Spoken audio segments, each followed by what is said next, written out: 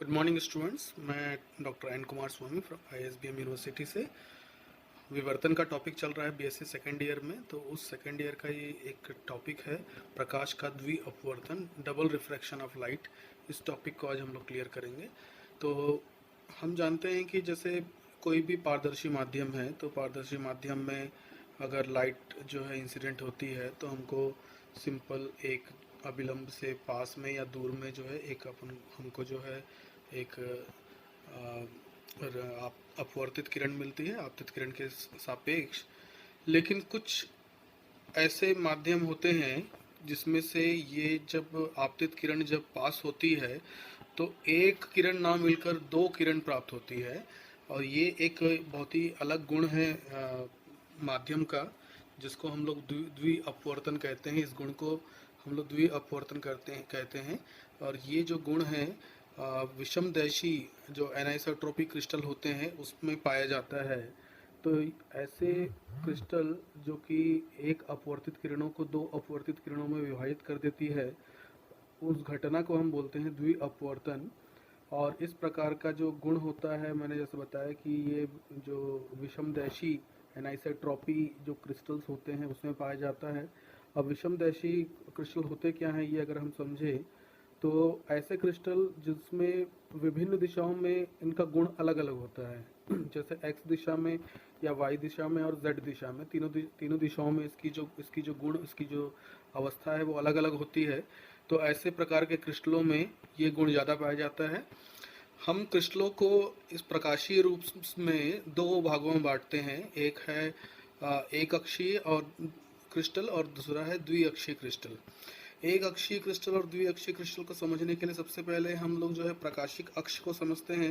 प्रकाशिक अक्ष एक ऐसा अक्ष मानते हैं जिसके सापेक्ष जो अपवर्तित जो किरणें हैं, प्रकाश जैसे आपतित होगा उसमें से अपवर्तित किरणों की जो चाल है उस प्रकाशिक अक्ष से एक समान दिखाई देगी, और इसमें द्विअपवर्तन की घटना इस दिशा इस अपर प्रकाशिक अक्ष से देखने पर नहीं होगी। जैसे हम जानते हैं कि अलग अलग कोणों से जो है आपतित किरण को आपतित करवाया जा सकता है, इंसिडेंट्स करवाया जा सकता है। तो हर कोण के साथ साथ आपको अलग अलग जो है अपवर्तित किरण मिलेगी। हर मतलब अलग अलग इंसिडेंट जो रेज होंगी उसके करस्पॉन्डिंग आपको जो ट्रांसमिटेड रे जो है अलग अलग मिलेगी। तो ऐसा एंगल जिस पर जो अपवर्तित किरणों की मतलब रिफ्रैक्टेड जो रेज हैं उसकी जो वेलोसिटी है, चाल है, वो समान होती है, एक समान होती है। इसको हम लोग प्रकाशिक अक्ष कहते हैं। और ये जो प्रकाशिक अक्ष होता है हर क्रिस्टल में अलग अलग होता है, और इसी के आधार पर हम लोग एक अक्षीय या द्विअक्षीय जो क्रिस्टल है उसको हम बांटते हैं। और यहाँ पर हम लोग जो एक अक्षीय और द्विअक्षीय की जो बात कर रहे हैं, इसमें जैसे एक अक्षीय की जो बात कर रहे हैं तो वो हमारे पास कैल्साइट और टूरमेलिन का जो क्रिस्टल होता है, क्वार्ट्ज का जो क्रिस्टल होता है, इसमें एक ही प्रकाशिक अक्ष होता है।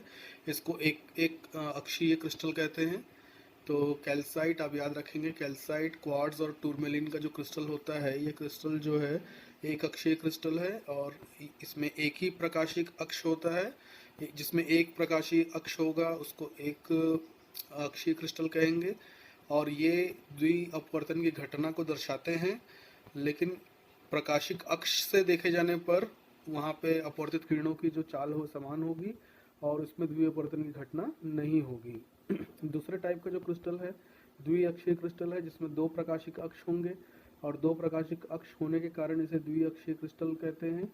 और टोपाज, जो एरोगोनाइट, जो क्रिस्टल है, इनको हम जो है द्विअक्षीय क्रिस्टल कहते हैं। में मुख्य बात यह है कि इसमें जो द्वि अपवर्तन की जो घटना है उसमें जो प्रकाश किरण जो है वो दो अलग अलग किरणों में विभक्त होती है।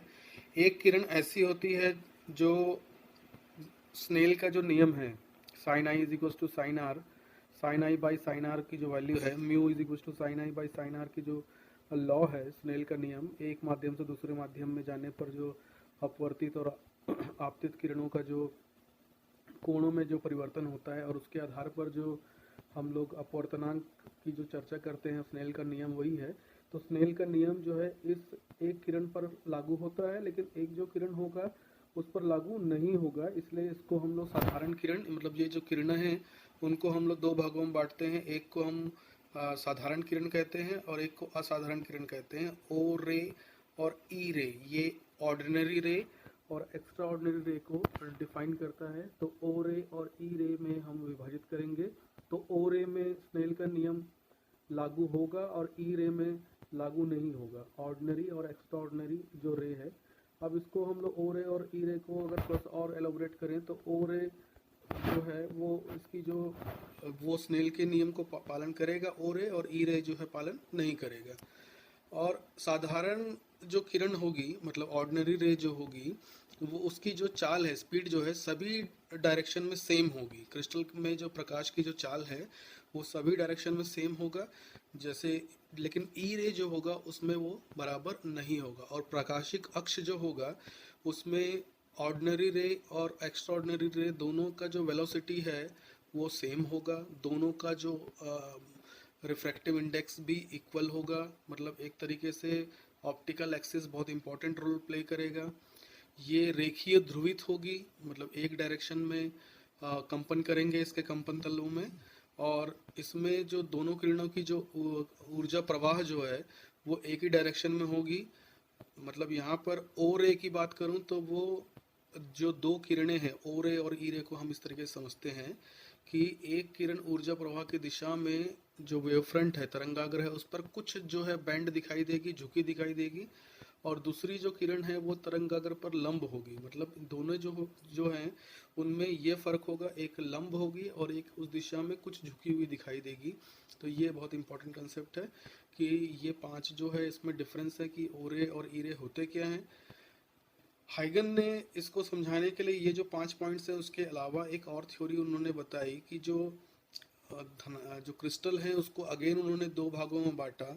और उसमें ओ रे और ई रे को समझाने के लिए उन्होंने प्रकाशिक अक्ष से जो ओ रे और ई रे के लिए जो है एक गोला और एक दीर्घवृत्त की कल्पना की।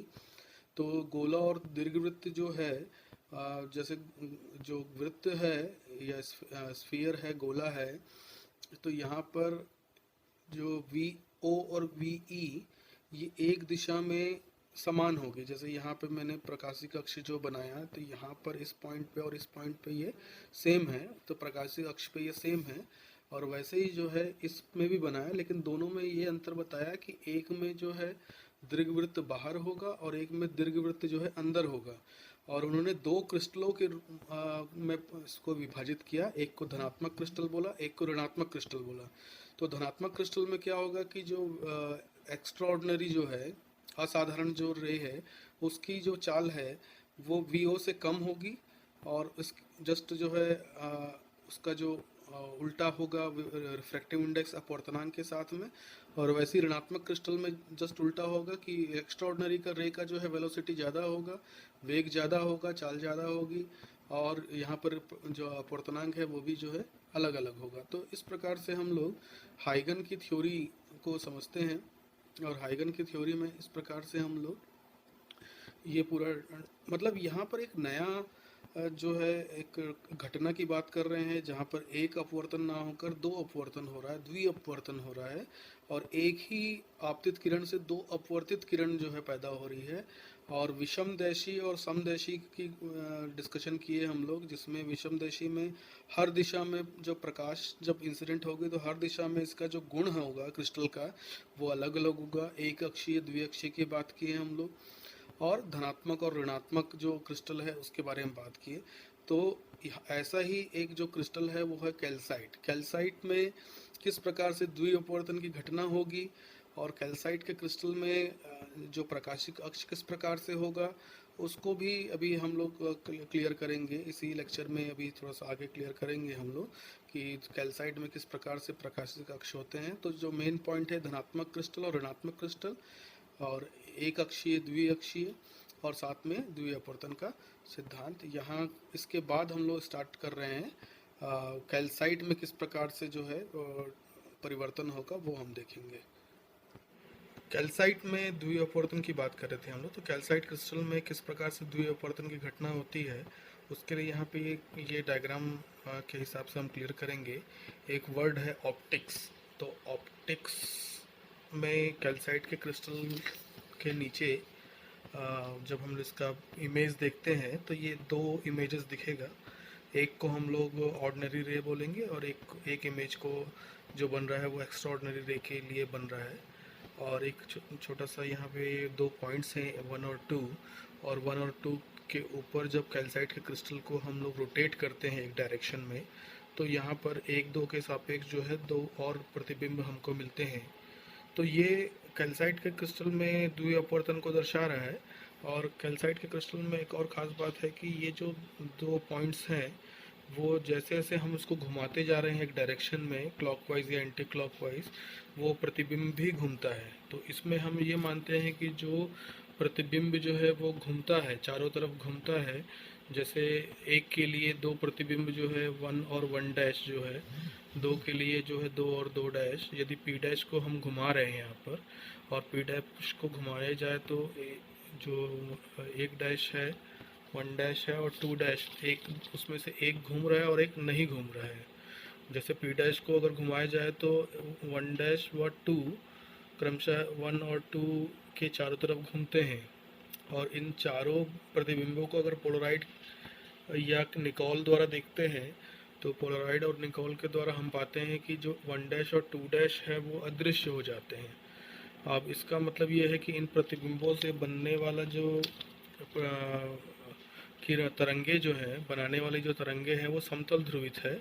और 1 डैश व 2 डैश का जो ध्रुवण है 1 और 2 के ध्रुवण के लंबवत होता है। मतलब दोनों जब एक दूसरे के लंबवत आ जाएंगे तब वो उनका प्रतिबिंब जो है वो ख़त्म हो जाएगा। मतलब एक पोलराइज़र की तरह काम करेगा और एक एनालाइज़र की तरह काम करेगा। अब एक ख़ास बात यह है कि जो पोलराइज़र है जिसको ध्रुवक बोलते हैं, और एनालाइज़र जो उसको नाप रहा है, तो वो भी एक प्रकार का मतलब ध्रुवण का एनालाइज़र है। वो विश्लेषक बोल सकते हैं इसको। जो ध्रुवक है और विश्लेषक है, ये दोनों जब एक ही कोण पे होंगे तब जो है वहाँ पर प्रतिबिंब हमको मिलेगा, अन्यथा जो है प्रतिबिंब नहीं मिलेगा। तो ये समतल ध्रुवित प्रकाश का एक घटना को समझा रहा है।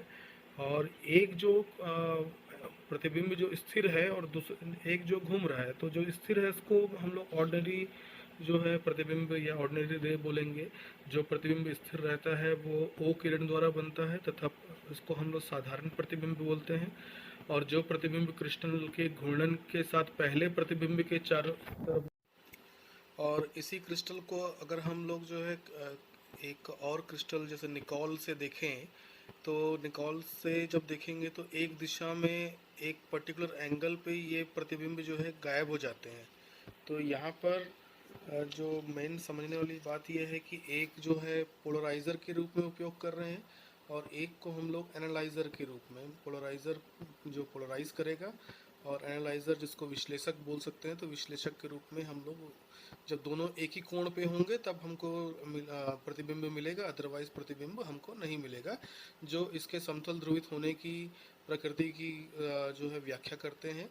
तो इस प्रकार से जो कैल्साइट के क्रिस्टल में किस प्रकार से द्वि अपवर्तन होता है और वो कैसे वो समतल ध्रुवित प्रकाश को की व्याख्या करता है।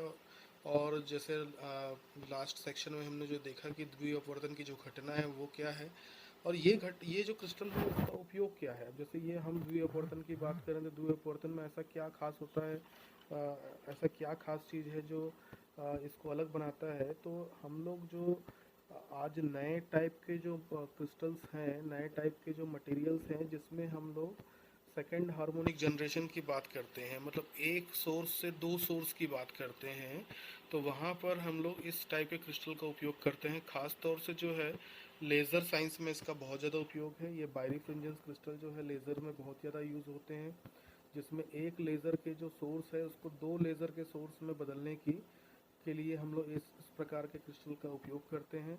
तो इस प्रकार से द्वि अपवर्तन की घटना एक नया डायमेंशन है फिजिक्स में। अभी तक जैसे हम लोग एक ही अपवर्तन की बात कर रहे थे, यहाँ पे हम लोग दो अपवर्तन की बात कर रहे हैं। तो ये एक कंप्लीट टॉपिक है द्वि अपवर्तन का, इसको अच्छे से क्लियर कर लीजिए। और ये लेक्चर अगर आपको अच्छे से समझ में आता है तो बाकी स्टूडेंट से भी शेयर कीजिए, और अधिक से अधिक जो है उसमें क्वेश्चंस आप लोग पूछ सकते हैं, जो भी डाउट हो। अगर पॉसिबल हुआ तो इस पर कुछ न्यूमेरिकल्स भी है, वो भी मैं आपको बताऊंगा। तो द्वि अपवर्तन का टॉपिक यहाँ पे ख़त्म होता है, इसको आप लोग कंप्लीट कर लीजिए। Thank you.